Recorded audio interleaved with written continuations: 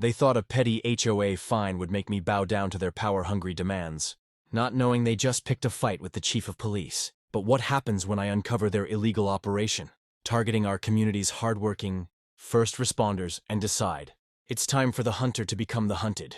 Welcome to my channel. Comment below where you're watching from. I'll never forget that morning. It started just like any other day, but ended up changing our whole neighborhood forever.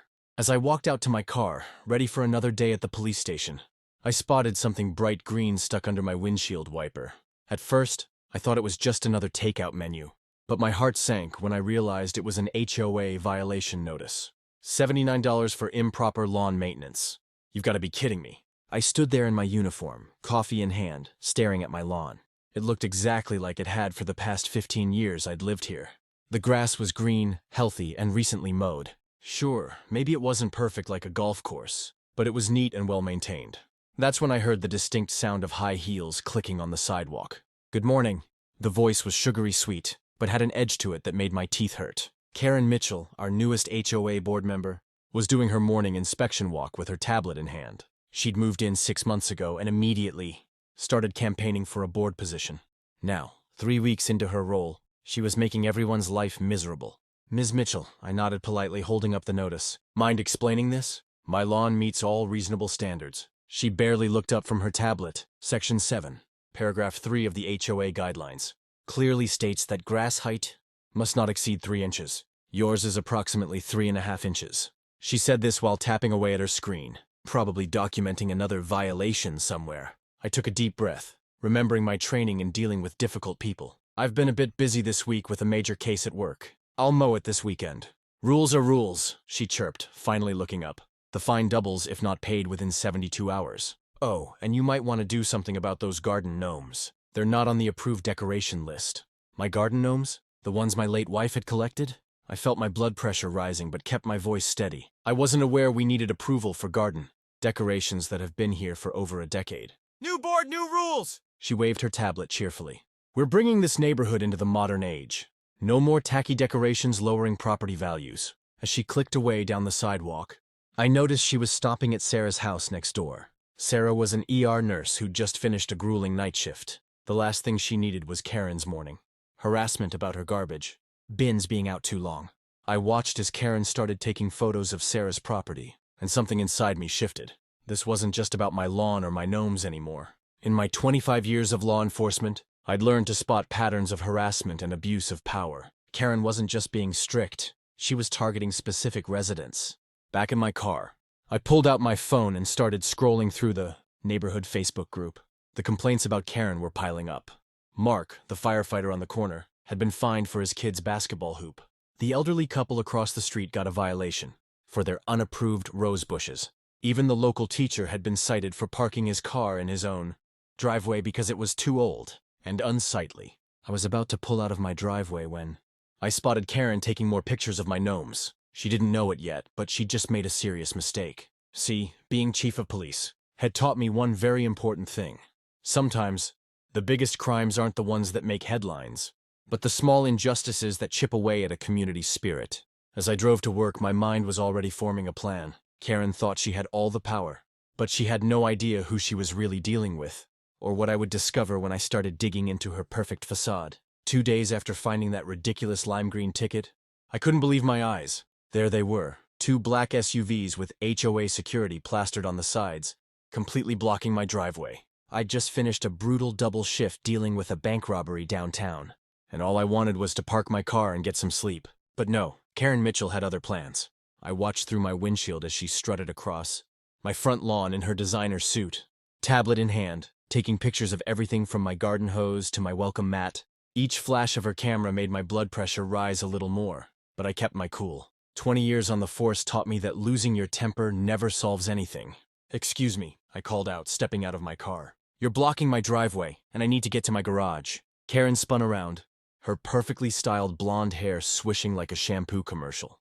Well, if it isn't Mr. Johnson, our neighborhood's most persistent rule breaker. She tapped her tablet screen with her long red nails. Let's see. Unpaid fine for lawn height violations, unapproved garden gnome placement, and now... She paused for dramatic effect. Non-regulation mailbox color? I couldn't help but laugh. Non-regulation mailbox color? The mailbox is white. It's been white for the 15 years I've lived here. According to our new guidelines, approved last week, all mailboxes must be painted. Pristine pearl white from the Anderson Paint Company collection. Your mailbox is clearly classic white, a completely different shade. She smiled like she'd just solved a murder case. I pulled out my phone and started recording.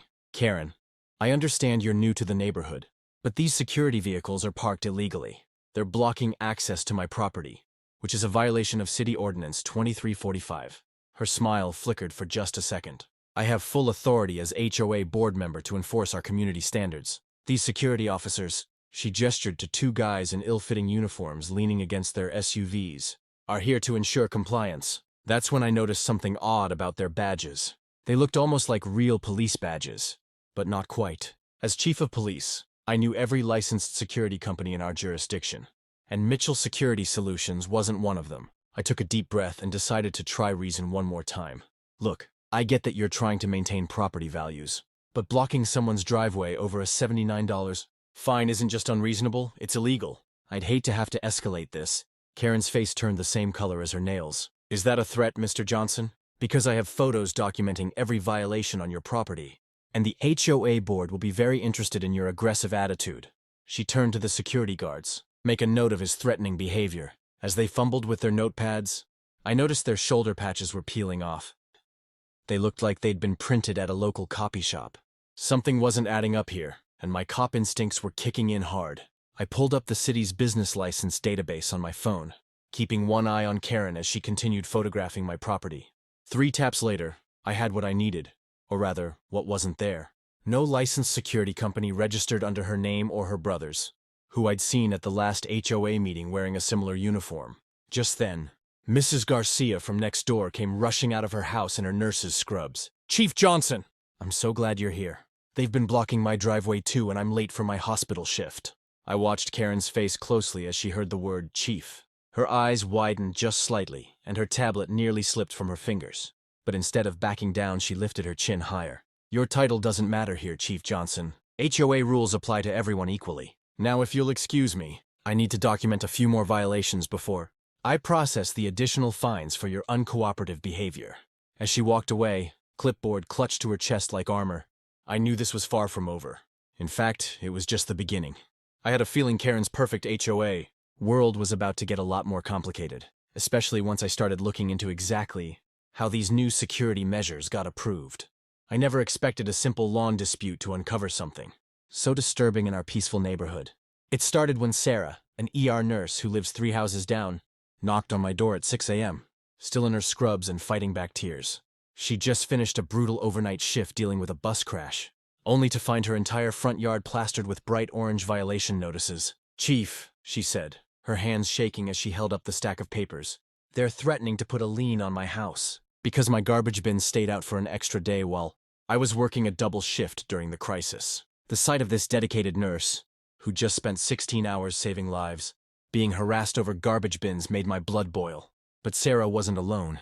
As I started asking around, more stories emerged. Mark, the firefighter on Maple Street, showed me citation after citation for his kids' basketball hoop, the same hoop that had been there for 5 years without issue before. Karen joined the board. The Martinez family got fined because their Christmas lights stayed up 2 days past Karen's arbitrary deadline. They'd been at their grandmother's funeral. I sat at my kitchen table that evening, spreading out all the complaints like pieces of a puzzle. The pattern was clear as day. Karen wasn't just being picky. She was specifically targeting homes where people worked long or irregular hours. First responders, nurses, doctors, firefighters, people who couldn't always be home to jump at her every demand. My police instincts kicked in. I started mapping out every citation issued in the past 3 months since Karen took power.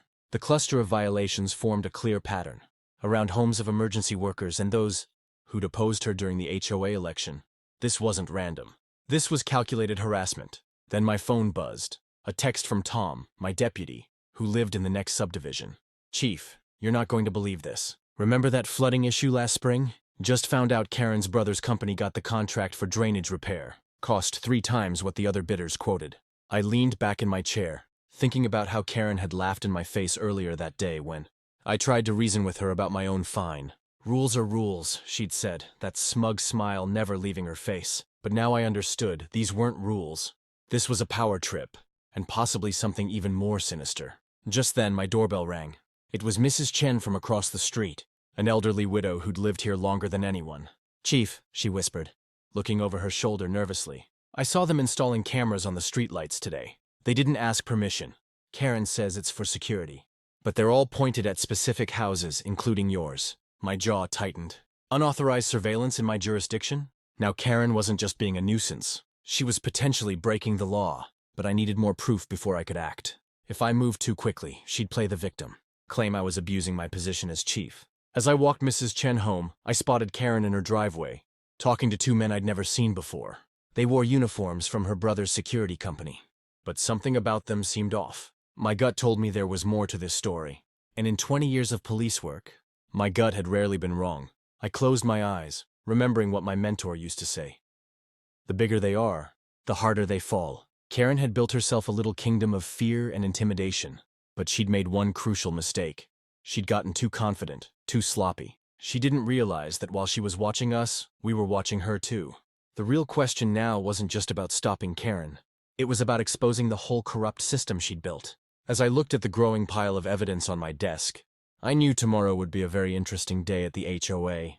Emergency meeting, especially when they discovered who had just been quietly appointed to the county's Housing Authority Oversight Committee. I couldn't sleep that night, thinking about how Karen had been treating everyone in our neighborhood. Something didn't feel right about the whole situation. While drinking my morning coffee, I remembered an important lesson from my early days as a rookie cop: follow the money. The security company blocking my driveway had seemed oddly eager to do Karen's bidding, and their uniforms looked suspiciously new. At work, I asked Jenny from our records department to run a basic business check on the security company. Elite Neighborhood Watch Services. Within minutes, my suspicions grew stronger. The company had only been registered 3 months ago, right after Karen joined the HOA board. The owner's last name matched Karen's maiden name, and the business address led to a P.O. box instead of a real office. I drove by Sarah's house on my lunch break. She was just getting home from her hospital shift, looking exhausted. "Chief," she called out when she saw me, "they left another notice this morning. I can't keep paying these fines on a nurse's salary." She showed me a stack of violation notices, all signed by Karen, all citing obscure HOA rules that seemed to target working people specifically. Back at the station, I dug deeper into public records. Karen's brother, Tom Mitchell, had a history of failed security companies in 3 different states. Each time, complaints had been filed about aggressive tactics and unauthorized vehicle blocking, but they'd always disappeared before any real investigation could start. My next stop was the county clerk's office. The friendly clerk, Mrs. Rodriguez, helped me pull HOA registration documents from the last 6 months. Flipping through the pages, I found exactly what I needed. Karen had never disclosed her family connection to the security company when bidding for the HOA contract. That was a clear violation of the HOA's own conflict of interest rules. But the real goldmine came when I checked Karen's home business registration. She'd been running a daycare center from her garage, caring for 6 kids at a time. The HOA rules strictly prohibited commercial activities, the very same rules she'd been using to fine other neighbors for having home offices. Even better, she didn't have proper childcare licensing from the state. My phone buzzed with a text from Mark, the firefighter. "Chief, you need to see this." He sent me photos of Karen's security company cars, parked in fire lanes around the neighborhood. As a firefighter, he knew exactly how dangerous this was. "We couldn't get a truck through there if we needed to," his message read. I spent the rest of the afternoon building my case. Property maps showed Karen had extended her back fence 2 feet beyond her property line. Security camera footage from my cruiser proved her company had blocked emergency vehicle access multiple times. The HOA's financial records revealed she'd been pushing the board to increase fines while directing all security contracts to her brother's company. The evidence was mounting, but I had to be smart about how I used it. Karen had friends on the city council, and I needed to make sure everything was completely legal and properly documented. I made copies of every document and stored them in both digital and physical formats. Years of police work had taught me to always have backups. Just as I was finishing up, Officer Rodriguez rushed into my office. "Chief, you won't believe this. That security company tried to boot Dr. Thompson's car at the emergency room entrance. He was rushing in for a critical surgery. My blood boiled, but I kept my cool. This was the final piece I needed. I sat back in my chair, looking at the wall of evidence I'd gathered. Karen had no idea what was coming. In her rush to build her little kingdom of power, she'd left a trail of violations that would shock even her supporters on the HOA board. The real question now was timing, when, and how to present this information for maximum impact. A text message lit up my phone screen. It was from one of my sergeants. Karen just submitted a proposal for expanded security measures. Emergency HOA meeting called for tomorrow night. I smiled, knowing the perfect moment had just presented itself. Sometimes the best investigations are the ones where you let your target walk right into the trap they've set for others. Walking into that HOA meeting, my heart was pounding, but I kept my face calm. Karen stood at the front of the room in her designer suit, waving around a stack of papers about her new community safety program. I watched as she talked about hiring more security guards and adding cameras on every street. The whole room seemed tired of her rules, but everyone was too scared to speak up. I waited until she finished her speech about protecting our property values. Then, just as she asked for votes, I raised my hand. The familiar weight of my badge in my pocket gave me strength. "Before we vote," I said, standing up slowly, "I think there's something everyone needs to know." Karen's eyes narrowed, not recognizing me out of uniform. "I'm Chief Anderson, and I've been investigating some concerning issues." I pulled out my own stack of papers, property records, business licenses, and photos. The projector clicked on, showing Karen's illegal home business setup clear as day. "These pictures show an unlicensed daycare operation running out of your house, Mrs. Mitchell. That's against both HOA rules and state regulations." Karen's face turned red. "How dare you! This is private property." "Public records aren't private," I replied calmly, changing to the next slide. "Neither is this business registration showing your brother owns Safe Shield Security, the same company now patrolling our streets without proper licensing."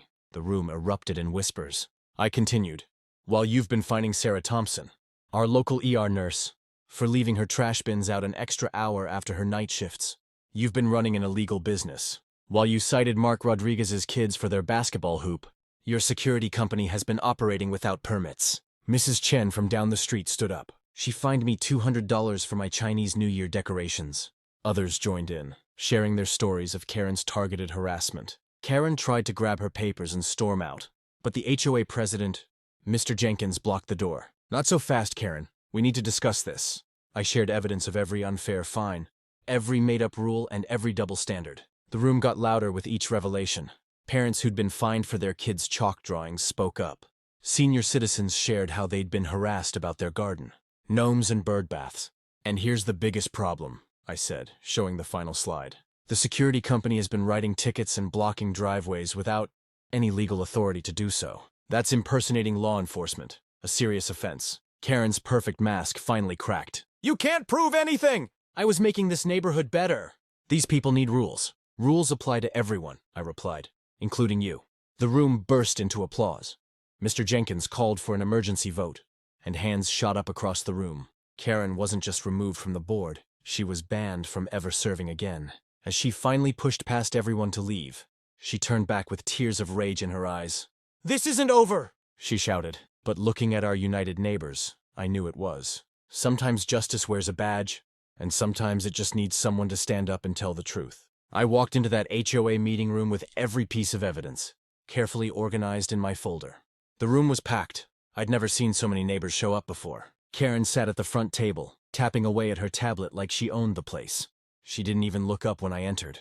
"Before we vote on the new security measures," I announced, standing up from my seat in the back, "I'd like to address the board." Karen's head snapped up, her eyes narrowing as I walked to the front. "For those who don't know me, I'm James Mitchell.